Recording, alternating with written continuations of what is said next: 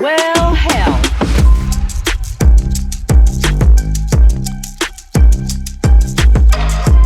Welcome back to Tech Travel and Twang.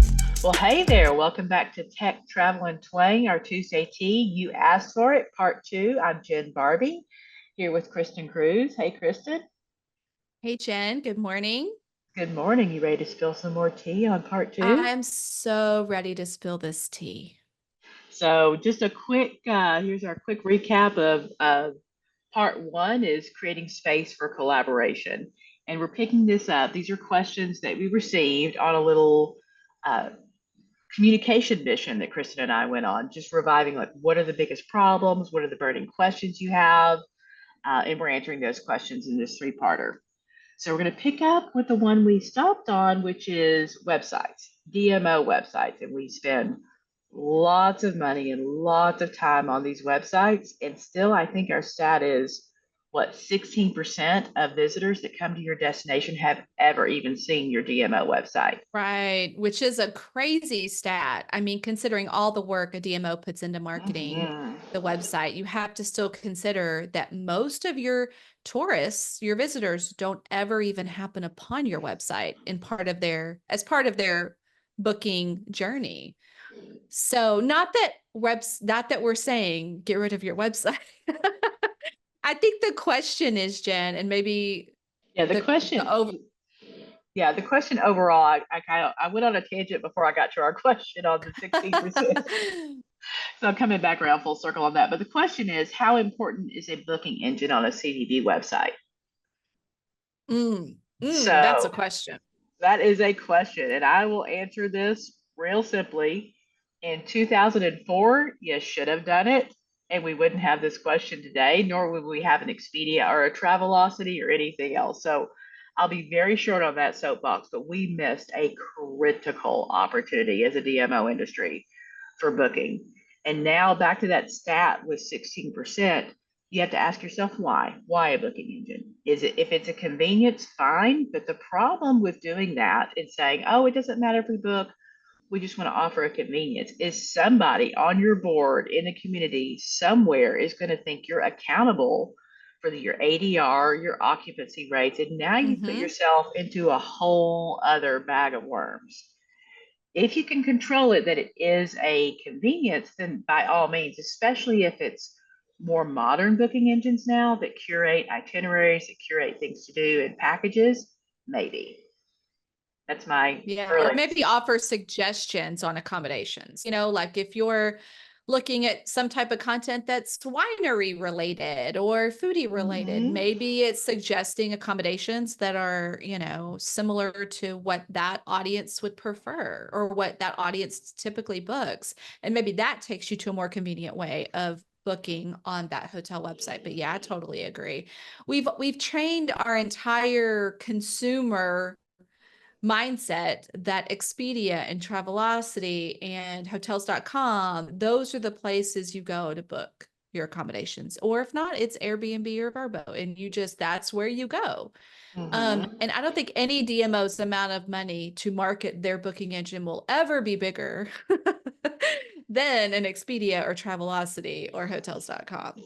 That's Right, already right. training everyone to book there. Plus, I mean, I think the other thing that's important now is you have to think about there's so many more rewards and benefits being offered by these booking engines now to travelers. There's point systems, there's cash redemption, you're able Right. to, there's tie-ins with Amex and various card holders. Like there's so many layers to Mhm. unravel that and to even have relevancy at the DMO website level for a booking engine just doesn't make sense anymore.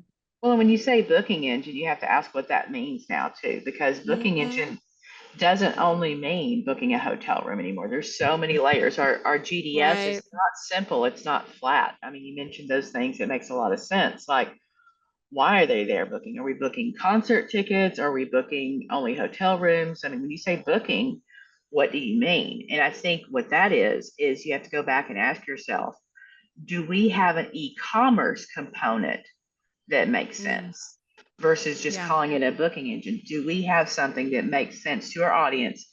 And you got to look at a lot of things, especially number one, website traffic. Like if you don't have major campaigns running a lot of traffic in there, you're going to spend more on that e-com, you're going to spend more on that booking strategy than you are ever going to get back. Yeah. Yeah. I agree. That's a lot of question in a question. That's a lot of question and a question. And you'll love the follow-up. Is having an app for our destination still important? That's a tricky question because at what point in the journey? Okay, so here's where I feel like there's relevancy and irrelevancy.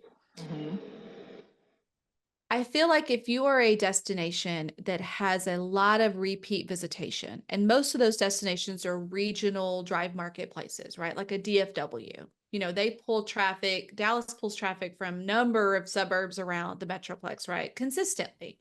And so Mm-hmm. maybe having an app available while you're in destination that you're familiar with, where you can easily sort things going on or things to do or places to eat or parts districts of the city and what there is to do there, that might feel more relevant.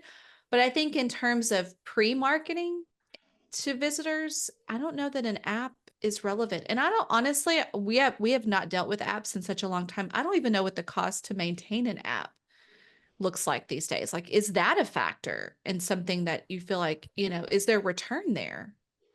Yeah, no, I think I agree with everything you say. And there's only like to me one app that makes sense pre-travel, and it's like a Disney, right? You have your countdown, you're still planning. Mm, A complex vacation makes sense for a pre-app, but you're right. I feel like from a consumer standpoint, you might use it in destination, but you probably so what kind of data are we really getting? I mean, you can get that in right. destination data without having the app piece of it now. So it would again be convenience. It would probably be better to contribute to more popular apps, making sure your information's up to date for apps that they normally use versus trying to do your own app. I just feel like Yeah. it was, I don't know, shiny new object. I'm not sure it ever really would have been something that I would have suggested in a kit of marketing tools. Hmm. Yeah. I think the other parts of that could be what you're trying to do on the app. And if you are if you are giving things away, if there's coupons, if there's discounts, if there's promos, if there's, something you have to show in market, maybe that is where you could consider an app. But again, like I don't think a lot of destinations are still doing those types of Not their things. own. What they are doing though, that of course we've done as well with some of our clients is like the trails. So Bandwango does create an Right. app for those trails, Mm-hmm. and that makes sense because it's an active, it's an active piece of doing something. You need that app to complete that To trail, that right. whatnot. So that makes a lot of sense, and I think that's where the app piece goes. But again, that's a third party app. That's not you investing in designing and building an app like a website all by yourself. And maintaining it. Like maintaining an app and maintaining a website to me seems extra. Like that's Oh, extra. That's too it much. it is. It That's too is. If you much. remember, we did some early apps before, and again, it's changed a lot now. But you're talking about having to deal with not like a web browser where you can deal with something that's universal, but you're dealing with Android versus iPhone versus Mm-hmm. whatever. Mm-hmm. Like Right. it's like you're versioning so many of those things too. So yeah, I'd say save your money, sunset that app, and put it into something that is maybe a little needs a little more attention, a little more love. Right. And maybe it's just getting your website where you want it. Because I feel like if you feel like you need an app, maybe there's some website work that you got to do. That's You a know? really good point. That's a really Yeah. good point. Yeah, and like I said before, a lot of people built their own apps too because the data collection wasn't as mature as it is now. Right. I feel like that's made a big difference too. Okay, cool. So part two, our last question for part two before we get into the big monster question for our part three. So part two, last question for you, Kristen. What's your right mix for in-house talent versus outsourcing? I don't know that there's a right mix. Like I don't know that there's a right formula for it that fits exactly the destination. Mhm. But I would say that it really depends on the capabilities and the needs for the in-house team. Um, if you have an agency that isn't local and can't do a lot of the local pickup, whether that's capturing assets consistently or doing story content for you in real time and that sort of thing, then maybe your in-house team should be a little larger than your outsourced team just to make up for that slack, make up for that local feet on the street need. Mhm. This really depends on what you as a destination truly need in terms of your marketing program. Not everyone's marketing makeup is the same. And so not everyone's team is the same. And then I don't think there is an exact formula. I don't think as a DMO leader, you can go to another DMO and leader and go, hey, what's your ratio? Oh, that'll work for me. Let me adopt that ratio. And it worked for you the same way. I think there's going to be so many differences.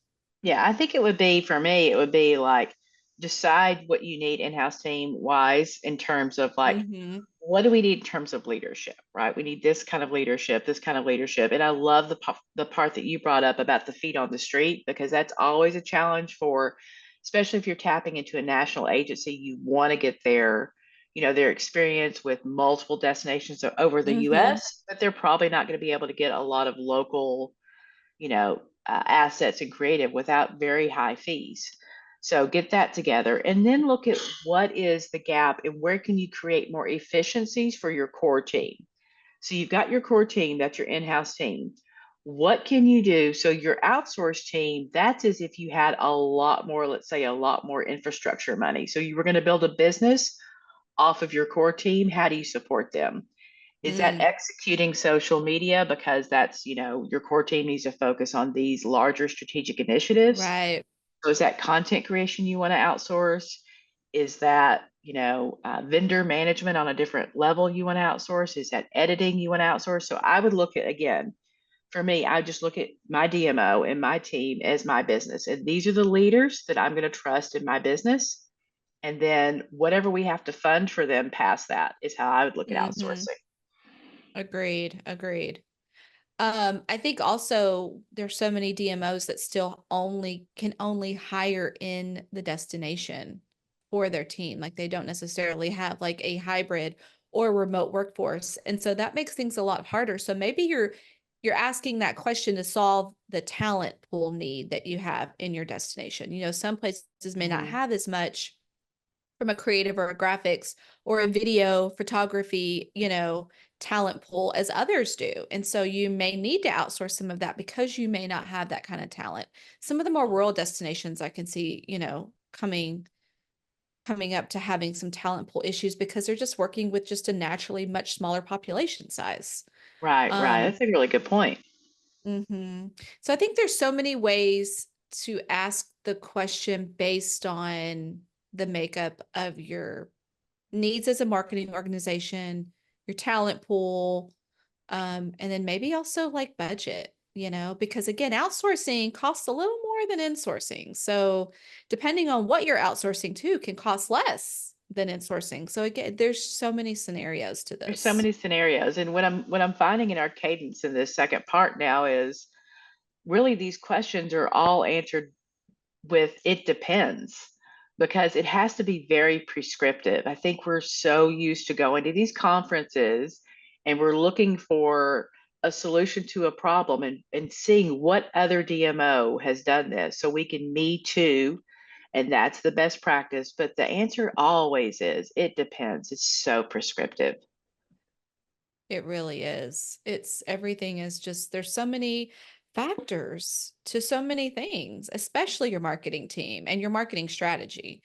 Mhm. So yeah, it's not a one size fits all, unfortunately. But these are really good questions.